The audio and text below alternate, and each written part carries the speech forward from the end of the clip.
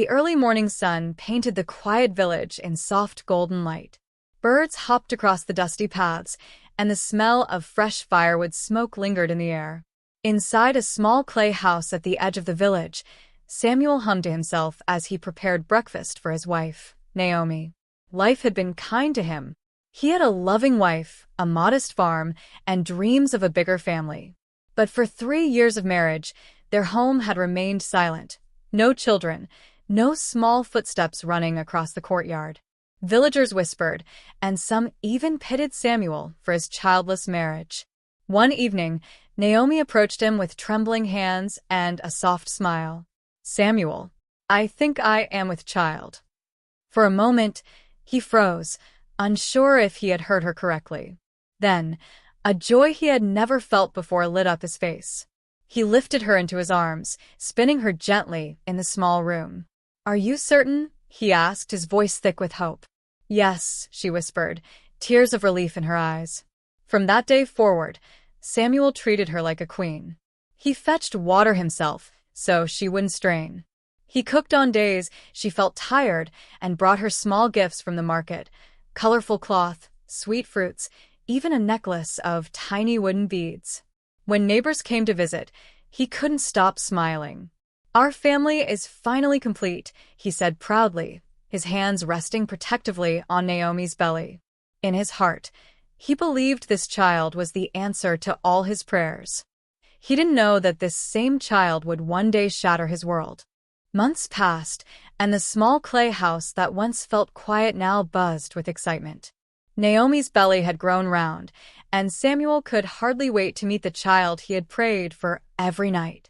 The day finally came on a humid afternoon, when the wind carried the smell of rain. The village midwife arrived, and the house filled with the sounds of effort, pain, and then a sharp, beautiful cry. "It's a boy," the midwife announced, holding up the tiny, wrinkled child. Samuel's heart swelled with a joy he could barely contain. He dropped to his knees, thanking God aloud, tears running down his cheeks. He held his son for the first time, his rough farmer's hands trembling. "My boy, my little king," he whispered. He felt as though all his waiting, all the quiet years of longing, had finally been rewarded. Neighbors and relatives filled the courtyard with laughter and blessings. Women sang traditional songs for the new life, while men shook Samuel's hand with pride.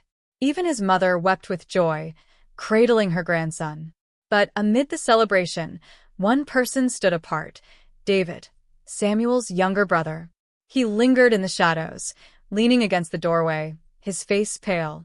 When Samuel called to him, "Come, meet your nephew," David forced a weak smile but couldn't step forward. Every time he saw the baby's small, innocent face, a knife of guilt twisted in his chest. His hands trembled as he gripped the doorframe, fighting the truth he dared not speak. The family celebrated late into the night, but while Samuel laughed and cradled his son, David slipped away into the darkness outside, his heart heavy with shame. The baby boy had brought joy to the house. But for one man, he was also a living reminder of a sin that could never be undone. The house that had once echoed with laughter slowly grew quieter as weeks passed. Samuel spent his evenings playing with his son, lifting him high and calling him his little prince. The village admired the family, saying Samuel was blessed beyond measure. But in the quiet corners of the compound, David avoided the baby's eyes. He spent longer hours in the fields or wandering near the river, weighed down by a secret he wished he could bury forever. One afternoon, Samuel's cousin Ruth stopped by with her own baby for a visit. She had been a midwife's assistant before moving to the city and had a habit of studying infants with sharp, experienced eyes. She bent over Samuel's son, cooing at the boy, and then froze. "Samuel," she said slowly, her voice careful. "He doesn't look like you." Samuel laughed nervously. Babies change as they grow. But that night, her words lingered in his mind. He began to notice things he had ignored before: the child's features, the way his nose and jaw resembled David's more than his own. A few weeks later, the baby fell ill with a fever. Samuel rushed him to the clinic in the nearby town. The doctor, checking the child's blood type for treatment, hesitated before looking up at Samuel. "Are you the father?" the doctor asked. "Yes, of course," Samuel said. The doctor's face softened. I don't mean to alarm you, but his blood type does not match yours. It's a rare combination. He could only have inherited it from a different father." The words were like a thunderclap. Samuel staggered, his hands shaking as the world around him tilted. He didn't speak on the journey home, the doctor's voice echoing in his head. That night, he confronted Naomi in their bedroom. "Tell me the truth," he said, his voice low and trembling. "Is this child my brother's?" Naomi's face crumpled, and tears spilled down her cheeks. She didn't speak at first, but her silence was louder than any confession. Finally, with a shivering whisper, she said, "Yes, I made a mistake." Samuel felt the floor vanish beneath him. His knees hit the ground as betrayal, heartbreak, and rage crashed over him like a wave. The son he had loved, the family he had cherished. It was all built on a lie. The night Samuel learned the truth, the house that once felt like a home became a cage of suffocating silence. Naomi sat in the corner of their bedroom, trembling and sobbing, while Samuel paced the floor, his chest heaving with anger and heartbreak. "I gave you everything," he whispered, his voice raw. "My love, my trust, my name, and you gave me this betrayal." Naomi crawled to his feet, clinging to his legs, her tears wetting his trousers. "I'm sorry. I was weak. I don't know what came over me," she begged. But her words fell on ears that had turned to stone. When dawn broke, Samuel stormed out of the house and went straight to his mother's compound. He told her everything. The old woman gasped and let out a wail that echoed through the village. "My sons, my family, what curse is this?" she cried, clutching her chest. Within hours, the whole village knew. Women whispered over water pots. Men shook their heads in shame. Children were pulled away whenever Naomi passed, as if betrayal was something contagious. Samuel refused to eat or sleep in the same house with her. He moved into his brother David's old hut. Ironically, the man who had caused his ruin, while Naomi stayed alone with the baby, weeping into the night. The family began to unravel. Samuel wouldn't look at Naomi or the child. David avoided the compound entirely, his guilt swallowing him whole. Their mother, once proud of her home, sat by the fire in silence, as if the weight of shame had aged her overnight. Neighbors who once celebrated the birth now turned away. The songs that had welcomed the baby into the world had been replaced by whispers of disgrace. And Naomi, who had once been the most cared-for woman in the village, now felt the full force of her choices. She had lost the man who gave her everything, his love, his trust, and the future they had built together. The house that was once alive with dreams now echoed only with heartbreak. Far from the village, near the edge of the river, David sat on a fallen tree, staring at the rippling water. The sun was high, but he felt cold inside, his body heavy with the weight of guilt. He had not returned to the family compound since the truth came out. He could not bear to see Samuel's face. The eyes that once looked at him with brotherly love would now only hold betrayal and hate. He remembered the night his weakness had begun. Naomi had been lonely, Samuel working late in the fields. A single mistake, a single night of temptation, had planted the seed that destroyed their family. He whispered to himself, "I destroyed my brother, my own blood." Every sound in the village felt like a reminder of his sin. The distant cry of the baby pierced his heart like a knife. The sight of his mother walking to the market, head bowed, filled him with shame. Even the voices of children playing reminded him of the innocent life he had brought into the world through betrayal. Neighbors began to avoid him. Some spit on the ground when he passed, others muttered curses under their breath. He deserved it. One evening, Samuel found him by the river. He didn't shout, didn't strike him. His silence was worse than any beating. David's eyes filled with tears. "Brother, I have no excuse. I have taken what was never mine. I have destroyed us all." Samuel only turned and walked away, his jaw tight, his back rigid. That single gesture was enough to break David completely. He spent his nights sleeping in an abandoned hut at the edge of the fields, his stomach empty, his soul heavier than stone. The guilt became his shadow, following him with every step, whispering the truth he couldn't escape. He had betrayed the man who loved him most. The courtyard that once rang with laughter now felt like a place of mourning. Mama Esther, the mother of Samuel and David, sat on a wooden stool under the old mango tree, her head bowed, her hands trembling in her lap. She had raised her sons with love and sacrifice, dreaming that one day their homes would be filled with children and joy. Now, that dream had turned into a nightmare of betrayal. When Samuel had come to her in tears, revealing that the child he had loved as his own was actually his brother's son, her heart had cracked like fragile pottery. She had cried until her voice was hoarse. "My son's my own blood," she whispered to the empty air. "What sin did I commit to deserve this shame?" The village women visited her with heavy hearts. Some offered pity, others whispered judgment. "She raised good sons," one said quietly. "But see how the devil entered her home," another muttered, shaking her head. Mama Esther felt the weight of dishonor pressing on her chest. Her family, once respected in the village, was now the subject of gossip. When she walked to the market, she could feel eyes on her back, hear the whispers follow her like a curse. Worse than the gossip was the silence inside her own home. Samuel no longer smiled. David no longer dared step into the compound. And Naomi sat alone in the corner, her head always bowed, clutching the baby like a shield against the world. One night, Mama Esther lit a small oil lamp and sat by the fire. She prayed with tears streaming down her face, begging God for strength. "Take this pain from my heart," she whispered. "Restore my family, or give me the courage to live with this shame."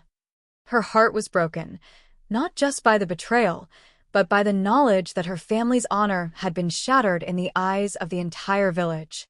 By the time a week had passed, the secret was no longer a secret. Every corner of the village carried the story of Samuel's shattered home. It started as soft murmurs near the water well, women covering their mouths as they whispered, "Did you hear? Samuel's son is actually David's. A disgrace, to betray your own brother like that." Then the whispers reached the market, where traders shook their heads in disbelief. Such a good man, Samuel, and his own blood stabbed him in the back. And the wife? Shameless.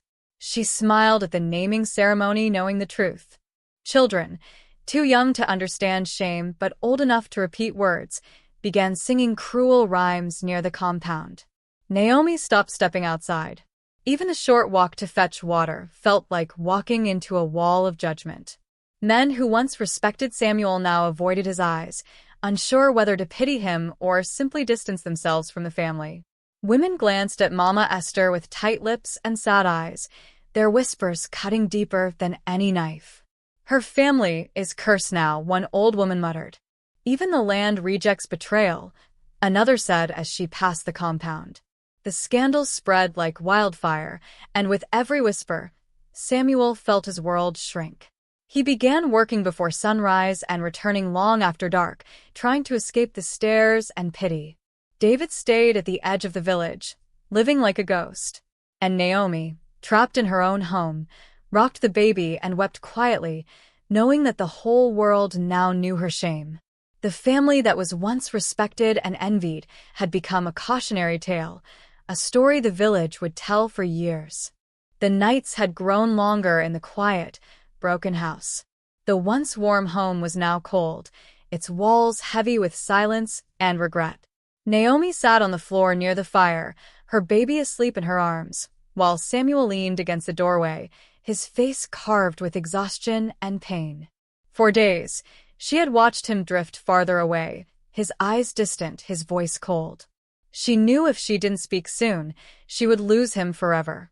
With trembling hands, she crawled closer to him.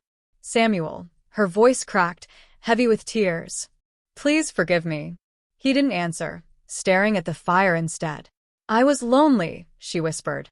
"You were always in the fields, and the silence in this house, it swallowed me. I was weak. I made a mistake I can never take back." Samuel's jaw tightened. His chest rose and fell with heavy breaths, but he said nothing. Naomi pressed her forehead to his feet, her voice breaking. I will spend my life begging you, if I must. I will carry this shame forever. But please, do not throw me away. I only ever wanted your love. Her sobs filled the room, but the only reply was the crackle of the dying fire. In his heart, Samuel wrestled with a storm. One part of him remembered the woman he had loved, the wife he had trusted. The other part felt the knife of betrayal still twisting in his chest. Naomi clutched the baby closer, tears falling onto his tiny hands. I know I don't deserve mercy, she said, but for him, for our child, please, give me one last chance. The room was silent, but the weight of her plea hung in the air like smoke, reaching for the pieces of Samuel's broken heart. Samuel sat beneath the old mango tree where he and Naomi had once shared dreams of a happy family. The evening sky was painted in fading orange, and the sound of distant crickets filled the air. But inside him, there was only silence and heaviness. Naomi's voice echoed in his head, her plea for forgiveness, her tears soaking his feet, her promise to carry shame for life. He closed his eyes and saw her as she once was, the woman he had loved, the one he had trusted with his soul. Then another image flashed, his brother's face, the baby's innocent eyes, the night the doctor's words had shattered his world. Samuel knew a choice had to be made. Forgive and live with the shadow of betrayal, or walk away, leaving behind the life he once dreamed of. That night, he returned to the house. Naomi looked up at him with swollen eyes, hope trembling in her chest. I can't love you the way I once did, he said, his voice hoarse. I may forgive you someday, but I can never forget. Her face crumpled, and fresh tears spilled down her cheeks. I will not cast you out for the child's sake, Samuel continued, but my heart is no longer yours. From that day forward, they lived under the same roof, but love never returned. Samuel spoke little, his eyes distant, and Naomi spent her days in quiet penance, raising the child who was both her joy and her reminder of shame. The lasting consequence. Seasons changed, but the scar of betrayal never healed. The family that was once whole became a house of ghosts. Samuel, living but never smiling. Naomi, breathing but always weeping. David, a shadow on the edge of the village, carrying his guilt alone. The villagers eventually stopped whispering, but the family never escaped the shadow of that sin. Even years later, when the boy ran through the fields with laughter in his voice, Samuel would look at him with a love that was mixed with pain, a reminder of the night his heart broke. Some wounds fade with time, but betrayal leaves a scar that never truly disappears.